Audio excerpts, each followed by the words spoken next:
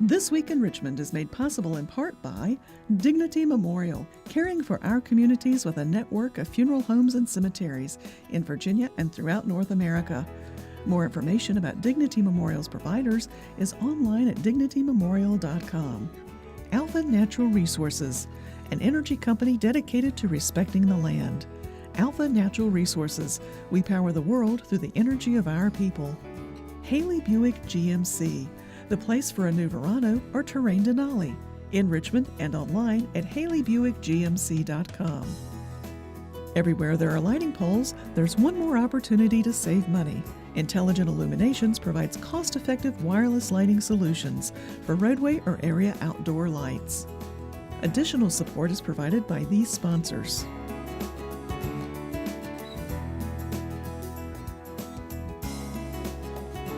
And by the members of Virginia's public television stations. Thank you.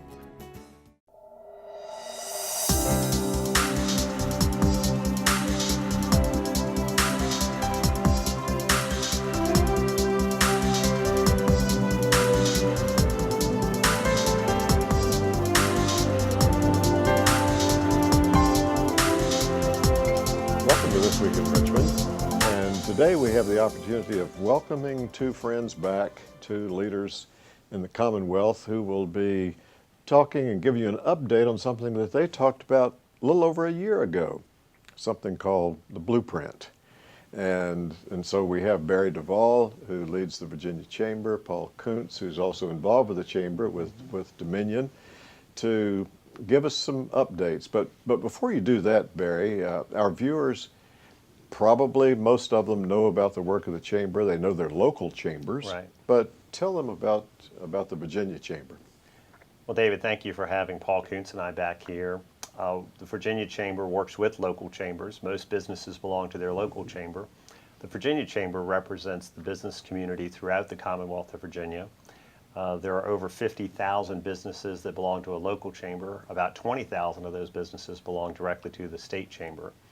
Our Chamber of Commerce is nonpartisan. We endorse ideas. We don't endorse candidates. And our mission is to be the voice of the Virginia business community to those who are in elected office, to the governor and to the members of the General Assembly. We also are the voice of business to those who serve Virginia and Washington, our two U.S. senators and our congressmen. So our mission is to really represent the interest of business to those who are in the elected office, both at the state level and the federal level. And we've been doing that since 1924. As you know, I'm finishing my 5th year as president of the state chamber. It's an honor to serve in that capacity. You know, here at the Capitol, you two have been hearing, and others have been hearing, about budget cuts that are taking place, about shortfalls in revenue. But that's not the entire picture of what's happening in the state. But tell us, Barry, what are some of the challenges that we're facing, and how is Virginia doing economically? Well, Virginia has been blessed for many decades and has received the ranking as the top state for business by Forbes many years in a row. We have the best port on the East Coast. We have a great international port in Dulles as well. We can move people and product. We have a couple of railroads that are national railroads that serve Virginia.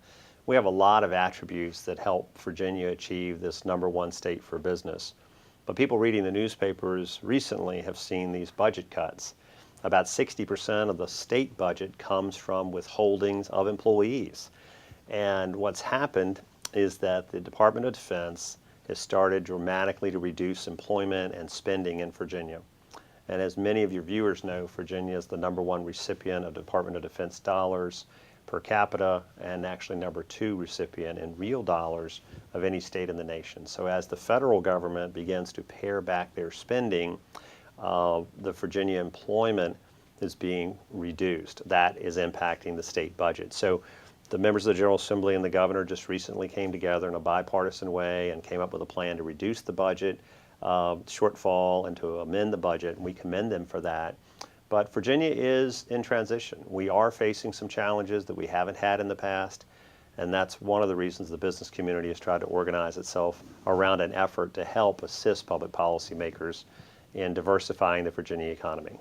And that plan that I mentioned in the opening of the show is one that you all discussed about a year ago, Blueprint Virginia, and it's been getting a lot of attention around the Commonwealth. So give us an update. Tell us more about the Blueprint Virginia. Where is it right now in the process? About 2 years ago, the business community in Virginia came together and formed a steering committee, which Paul Koonce chaired. He's not only CEO of Dominion Virginia Power, and he wears a few other hats at Dominion, but he also was kind enough to lend his support and help organize the business community of about 25 senior leaders to form a steering committee to oversee the process. We actually spent about 18 months developing Blueprint Virginia, which focuses on a number of areas of economic competitiveness, which I know Paul will speak to. And we have been able to present it to public policymakers in the last 2 years. In fact, we presented it to the governor-elect in November 20th last year as a completed document.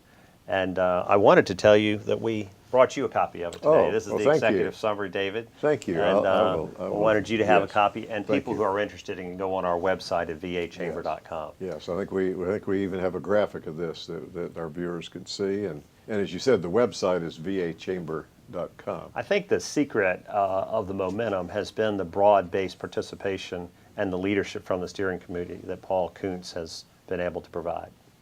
So Paul, you're a business leader. Correct. Not just in Dominion, but a business leader in the Commonwealth. So why is this blueprint important to you? Well, I tell you, it's critically important. As a business leader, we all look to have strategic plans in place to guide how we spend our time, our effort, and our resources, whether it's human resources or financial resources. So the fact that Barry led such a comprehensive effort to help us put together a blueprint, a strategic plan for the Commonwealth, is vitally important to me as a business leader, and I think it translates into key importance for the state. And really, the timing could not have been better. We know that we have one governor, has one term. So when I think about a strategic plan extending 5, maybe 10 years, it extends beyond any one governor's term. So to have Governor McAuliffe come into office, review the plan in draft form, and to embrace the plan really gives him a running start and gives the Commonwealth, I think, a real head start in terms of implementing what Barry's team has pulled together. And it's very comprehensive. It touches on many things that you would expect, but there are a few surprises, at least I found. It touches on the importance of transportation, touches on the importance of making sure we have public policy that embraces and supports state competitiveness, investments in advanced manufacturing. It highlights the importance of making sure that we have quality and affordable health care. But really what surprised me was the real focus on education, the importance that education plays in Blueprint Virginia, not just the 4-year degree programs, but the post-secondary education that we get through community colleges and through trade schools. That to me was a real takeaway, but I think appropriate takeaway from this plan. So would you say then that the education system is an economic driver? Is that a fair way to put it? That's an excellent way to put it. You know, we really, in developing the plan, really worked to push that front and center. Education as the economic engine. And I'll give you one real good example. Dominion had a call center support operation in Texas. We wanted to bring those jobs back to Virginia. 300 jobs. It's often been said that employers go where the skilled workers are. In our case, we looked around, where are the skilled workers that can do these jobs that are being performed in Texas? We found that Martinsville had invested in this skill of providing call center support. South Boston had invested. So we located there. We went where the skilled workers were. We were the first to operate a call center out of Martinsville. There are now 4 call centers of different companies, different organizations operating out of that community. So it really proves up that work goes where the skilled workers are. And I think education and making sure that we have an educated workforce is going to be critical to that success. But if you step back and you're a community leader, I think it's been well documented that education is the single most important determinant in economic success. If you have skilled workers who are employed, they're buying products from the local business owners, they're paying taxes, When you look at across the spectrum, it just really highlighted the importance of education, and not just the four-year college degree type. My company is a good example. Post-secondary education is very important to the work that we do. The linemen that keep the power on 24/7, the diagnostic tools that they have, really requires a lot of skill. And so really making sure that we address that critically and importantly and timely, I think is a key takeaway. You know, I think it's a major transition, say, let's say between our grandfather's time and our time, because I've read about businesses going someplace because of the river, the train, or something like that. But it seems like from listening to what you're saying, that the skilled workforce is probably number one on the list now. Oh, I think it is. When you look across the spectrum, when you look at healthcare, when you look at transportation, when you look at advanced manufacturing, you've got to have people who can run the type of machines that make up the economy today. You can't just walk in off the street and begin working in some of these settings. So making sure that we're investing properly in that type of worker is really, really important to us. And one of the statistics I wanted to point out, and Paul's seen the inside results of our survey, we had over 7,000 businesses in Virginia actually fill out a survey, and the questions were asking them what was the most important area the next governor of Virginia could focus on, and what's the most important area the next General Assembly should focus on. And the results of the survey, and they had many options to choose from transportation to healthcare. The number one selection was education and workforce training across the Commonwealth, whether we were in Southeast Virginia, Southwest Virginia, the Valley, Central Virginia, or Northern Virginia. All the surveys accumulated the number one concern and focus of the business community was help provide a ready workforce to make my business productive. So I think Paul is articulating as a business leader exactly the results of the survey, and that's why so many of the initiatives outlined in Blueprint Virginia reflect the importance of workforce training and education. So as you've looked at workforce needs, then it's really led you as chamber, along with major corporations and small businesses, but really to focus on education. Anything else you'd say about the workforce needs? What are some of our workforce needs here in the Commonwealth now? Well, one of the things that we heard was that there's a lot of money being invested in workforce training. The business community would like to see more of a connection between the education infrastructure of the Commonwealth and the business community. In some areas, that's going very well. I would point to the Business Council for Higher Education. Several years ago, the business community organized itself around a united voice through the Business Council for Higher Education on supporting those institutions for higher education. What we're seeing now as a result of Blueprint is that same initiative is taking place around K through 12. And I'm pleased to say that Jim Dyke, a former Secretary of Education, is chairing our K through 12 focus and bringing a lot to bear on that and helping create some alignment between the business community, not just at the state level, but we want to encourage it at the regional level, but also Early Childhood Education Foundation and the initiatives around early childhood demonstrate the importance of the business community organizing themselves around the entire pipeline of workforce training. Now, I'm going to look forward to reading this, and people can find it online. But Paul, let me ask you, and Barry too if you'd like, but are there targeted populations that the Blueprint works on? Yeah, I mean, the Blueprint is a comprehensive document, and so we tried not to target specific populations, but there's one population that cannot be overlooked, and that's the military assets in the state, and making sure that we retain those military assets throughout the Commonwealth. And to do so, we have to focus on military families, and we have to focus on the military skill sets. We know that the folks in the Navy, the Army, all the military have a commitment to safety, they have a commitment to teamwork, and they have a commitment to community. How we work with that skilled workforce to support them in the roles that they currently have and to help them transition into the private sector when their service is due is really critical here. And so I'm proud that Dominion was one of the first utilities in the country to pilot a program called Troops to Energy Jobs, where we work with the military to make sure that we understand the skill sets throughout the service, and we can map those skill sets into our organizations so that they can be effective contributors, not only as a part of the military, but they can be effective contributors as part of the private sector. So this is a broad-based plan, but as broad-based as it is, you cannot help but see the value and the importance of maintaining our military assets and that workforce.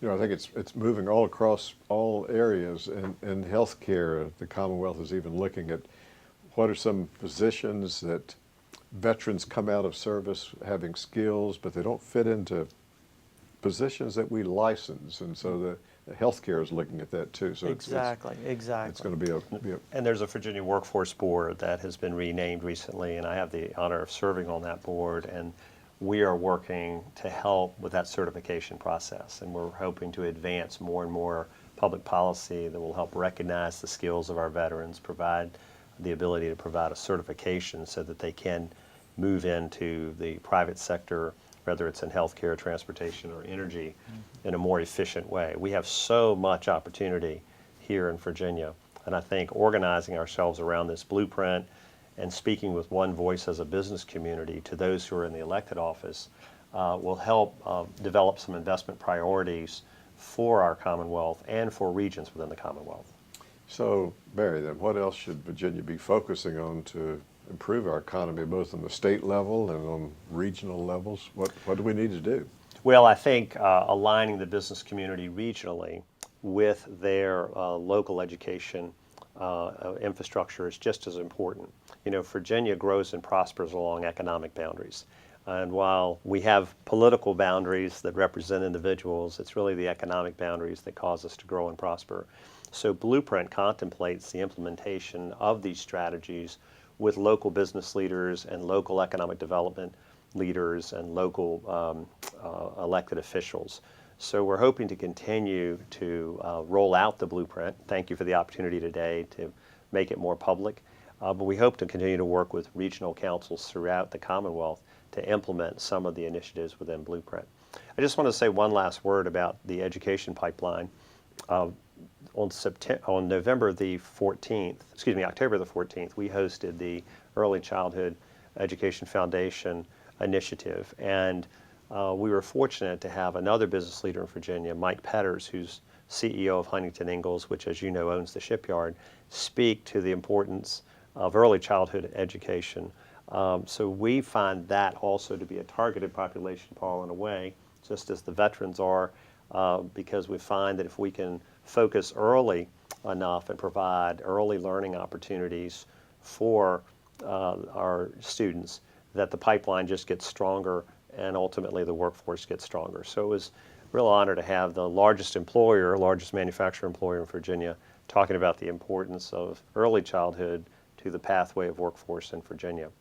But that, among other things, are our priorities as outlined in Blueprint that we'll continue to advocate for, both in the General Assembly, but we also host events around the topics as well. So we had a healthcare conference this summer that focused on the importance of wellness and healthcare initiatives. And we had the September 17th Education Summit that focused on the importance of education and workforce training and technical training to the prosperity of the business community of Virginia. And I'll tell our viewers, if they missed those presentations, the two speakers that you had, I was delighted for the opportunity to be there, and they both were powerful. But I understand they can go on vachamber.com and you won't get to hear it in the same way that those of us who were there, but you can see the information.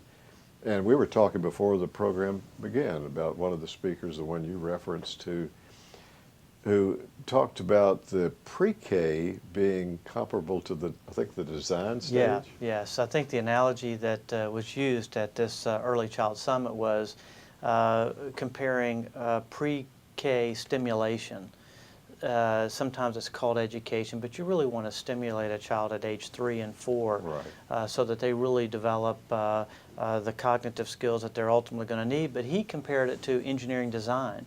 If you have a design flaw early on in a product, it will reveal itself at the very end. It will never go away.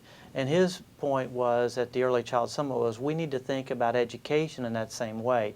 We need to make sure that the design is solid from the very beginning, and that begins at pre-K, age 3 and 4, the right stimulation, the right nourishment, all the ingredients that go into a long-term learning capability. And if you miss that, then everything that you do along the way will be trying to compensate.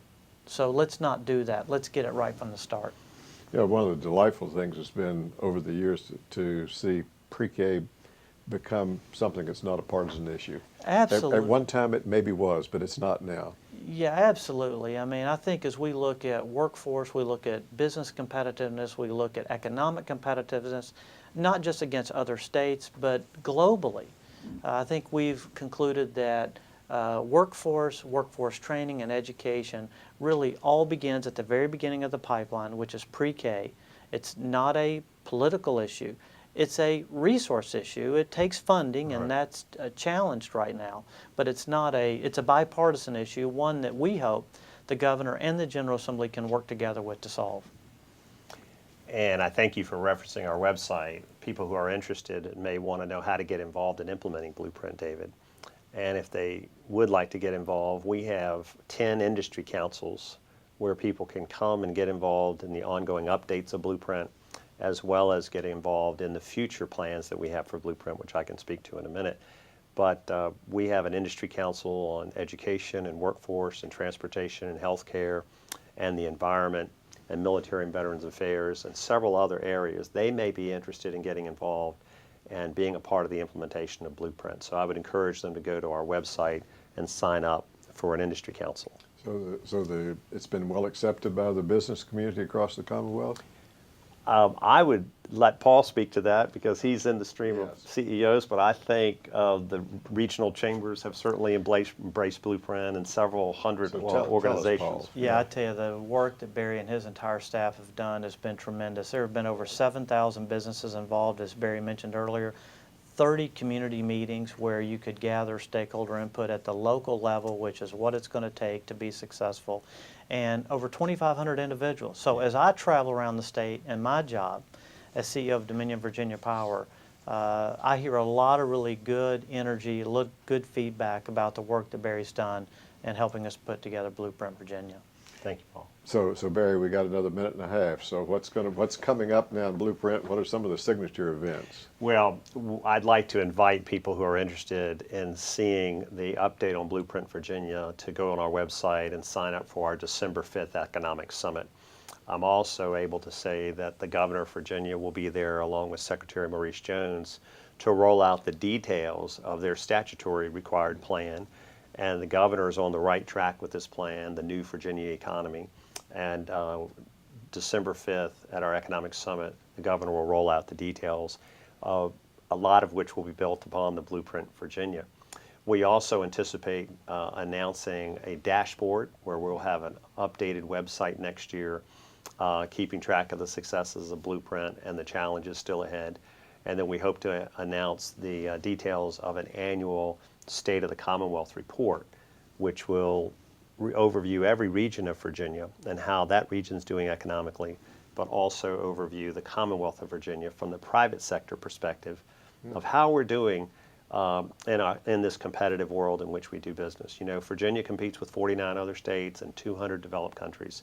So Blueprint Virginia is the business community's pathway forward to organize ourselves, to put us in the best business climate possible to compete. So I thank you for your support. I thank Paul for his support and hope people would be interested in getting involved in Blueprint Virginia and their chamber by going to our website and attending the December 5th event. Thank you both very much for being on This Week in Richmond, and we look forward to the upcoming meetings. Thank you. Thank you, David.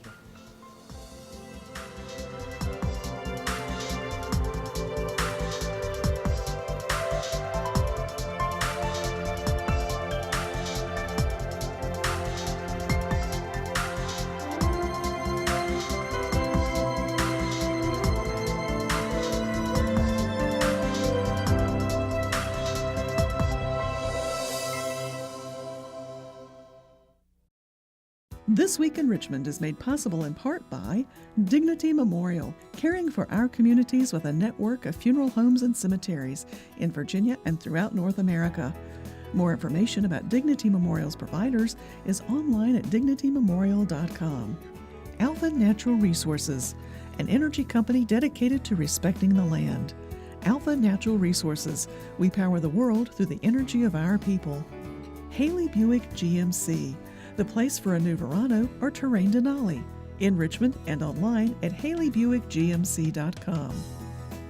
Everywhere there are lighting poles, there's one more opportunity to save money. Intelligent Illuminations provides cost-effective wireless lighting solutions for roadway or area outdoor lights. Additional support is provided by these sponsors.